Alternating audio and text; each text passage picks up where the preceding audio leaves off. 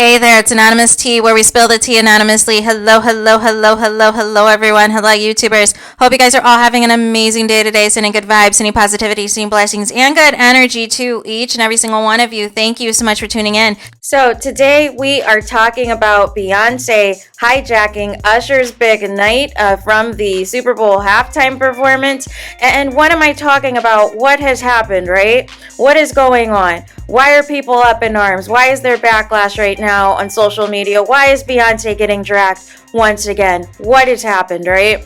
So customarily, when these artists perform their Super Bowl halftime performance, they get a boost in sales, in album sales, and sales of singles, and all of these things, because either people who never owned your records before then are interested in certain songs and interested in purchasing them again, or you could have been a fan already and maybe had the physical copies of the albums back then when they were CDs and everything else, and now you want a physical digital copy that you want to purchase on iTunes, right?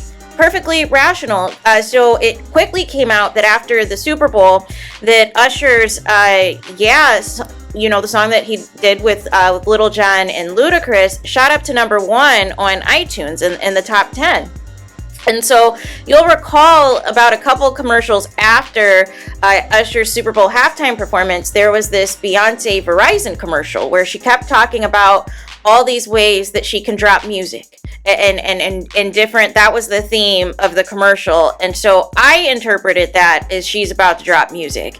And at first it was, she's doing a part 2 and act 2 of the Renaissance album, which I told you guys in a previous video that the first album was the dance album that was inspired by Jennifer Hudson, and part 2, act 2, is the country album that maybe have inspired by K. Michelle, I don't know. And then the act 3 is supposedly a duet album with Jay-Z. But people fell away because Beyonce tonight released 2 singles, one called 16 Carriages and the other one called Texas Hold'em. And so currently on the iTunes top 10 songs, still number 1 by Usher, and then number 2 is 16 Carriages by Beyonce, and number 3 is Texas Hold'em by Beyonce. And and she's number 1 and number 2 on the pop charts. However, Usher, all of his R&B songs are all in the top 100 basically, and even in the top 10, all of the songs are Usher songs. A lot from his set list of the Super Bowl halftime show, with the exception, of course, of Mooney Long's song "Made for Me." Here's the thing, you guys. Beyonce is at this point in her career where she feels like she cannot do anything on her own. That she has to hijack somebody else's moment or hijack something else somebody else is releasing that's also an A-lister to get people interested in her stuff. And that is a red flag, you guys. That is a red flag. That is an insecurity. It's nasty work, you guys. I'm sorry. We have to call it for what it is. Because Beyonce never used to do this before, right? Never used to do this before. Now, the other alleged sabotaging was what happened to all the black R&B girls earlier in her career. But that's a whole nother conversation. This is nasty work. Even this year alone, most recently, she's coming out with the hair care products on Rihanna's birthday on the 20th. And now on Usher's night, to where, the mainstream people haven't heard from Usher in quite a bit, right? Like, unless you're a diehard Usher fan, you're not going to be, as knowledgeable of all the things he's got going on. So this is your opportunity to buy some music of his off of iTunes and show support, right? Except where Beyonce said, not on my watch. I am going to enlist the Beehive, which is a larger fan base, and I'm going to make sure that they buy up my 2 records that I've released this evening so that I can knock Usher out of the number 1 spot. And it sucks. It sucks, you guys. Usher just released as well a brand new album called Coming Home. Hopefully that still debuts number 1 on the Billboard Hot 100. But keep in mind, this isn't just any old type of week. Like, Beyonce had an entire week after the Grammys to debut this music.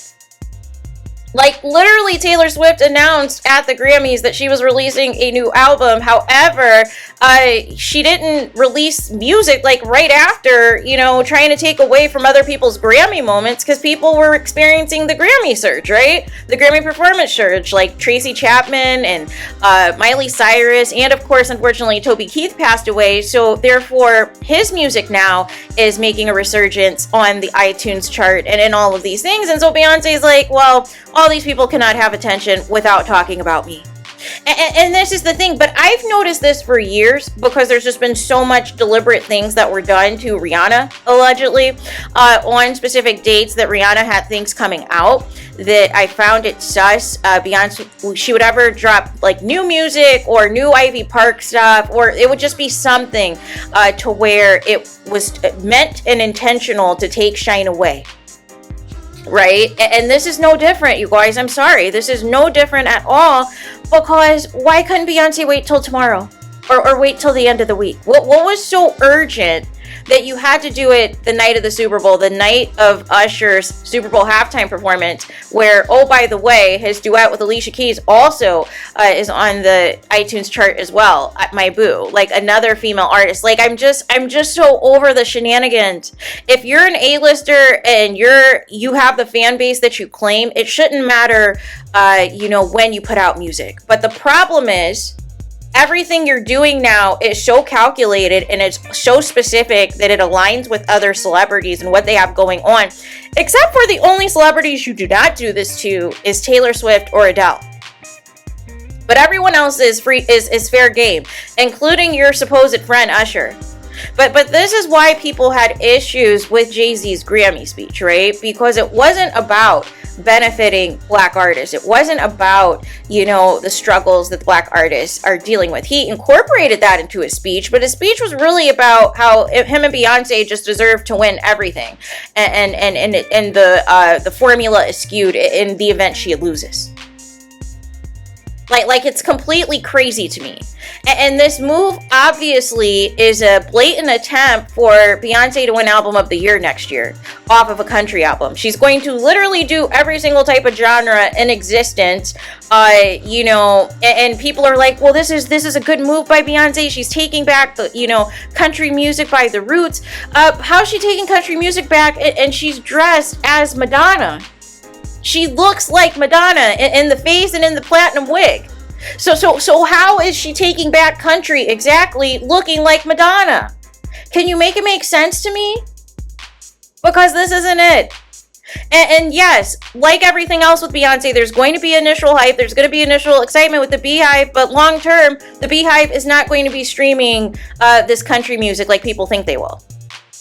Because that's not her base. That's not her audience. They're not country music fans. So, this is going to be interesting, but hopefully Usher can maintain the top spot for, at least on the singles chart, and hopefully some of his other songs can move up on the iTunes chart, but this is just nasty work from Beyonce once again. And I'm going to keep calling it out until she stops doing it. Because it's giving insecurity. It is giving, I can't let anybody else have any type of shine. It's one thing, we already saw you in the Verizon, Super Bowl commercial, right? But no. Immediately, in the middle of Usher's halftime performance, you're talking about how new music is coming out. It's like you don't care about anybody else, or you lack the self-awareness. But I'm going to say it's the former, that she just doesn't care about anybody else, but purposely, conveniently knows when everybody else is dropping stuff so that she can coordinate her, things that she has going on exactly with it to take shine away. And I don't like stuff like that. That stuff is nasty. That's dirty work. And that is why karma has not been kind as far as several of her businesses, several of her clothing lines have all been debunked, have all failed. All these other ventures that she tries to do outside of music have failed, and even her more recent music isn't selling compared to what her music was selling earlier in her career, as well as the Destiny's Child stuff. Honestly, what would have actually broke the internet, even though I still disagree doing this the night of Usher, would have been announcing, the 25th anniversary tour or whatever it's going to be with Destiny's Child, and having all of the members in existence partake in that. That would have actually broken the internet. That actually would have created some actual buzz. But this is so obvious that Jay-Z's rant at the Grammys was literally, you know, pre-planned in the event. You wanted the Grammys to be bullied into basically giving you the Album of the Year award next year. Even though you know Taylor Swift also has an album coming out as well that is going to be within the deadline of submissions for Album of the Year. So either Beyonce is going to get snubbed altogether for Album of the Year, or they're only going to nominate her in country categories, or they may not even nominate Beyonce at all. So this is going to be an interesting thing to continue to monitor, but nonetheless, this is just another example of why people, you know, have their frustrations with Beyonce. Like, you're an icon, you're an A-lister, you've already achieved so much in your career. Why are you resorting to these gimmicks and shenanigans? For what? If you are about it and everybody needs to bow down to you and you're flawless and you're this and you're that, why do you have to write other people's coattails for people to pay attention to you? It should be a no-brainer, right? It should be a no-brainer that people should support you.